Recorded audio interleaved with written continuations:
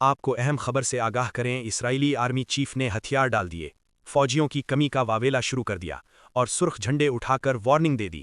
تل ابیب میں فوجی سطح پر بڑھتی ہوئی مشکلات کے حوالے سے ایک اہم پیش رفت سامنے آئی ہے، جہاں اسرائیلی فوج کے سربراہ نے حکومت کو بریفنگ دیتے ہوئے اہلکاروں کی شدید کمی سے آگاہ کیا ہے۔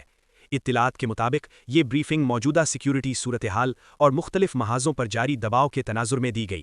آرمی چیف نے کہا کہ حکومت کو آگاہ کر دیا، فوجیوں کی کمی کی وجہ سے فوج خود ہی گر جائے گی۔ سرخ جھنڈے اٹھا کر وارننگ دے رہا ہوں، اسرائیلی آرمی چیف کی کابینہ کو بریفنگ۔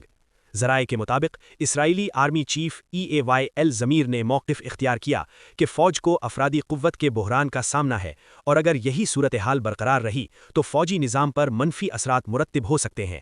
ان کے مطابق ریزرو اہلکاروں پر انحصار بڑھ رہا ہے، لیکن میدان جنگ میں ان کی مکمل فعالیت اور تسلسل کے ساتھ شمولیت ایک بڑا چیلنج بنتا جا رہا ہے۔ بریفنگ کے دوران مبینہ طور پر اس خدشے کا اظہار بھی کیا گیا کہ اگر اہلکاروں کی کمی کو فوری طور پر پورا نہ کیا گیا تو فوجی ڈھانچے میں کمزوری پیدا ہو سکتی ہے۔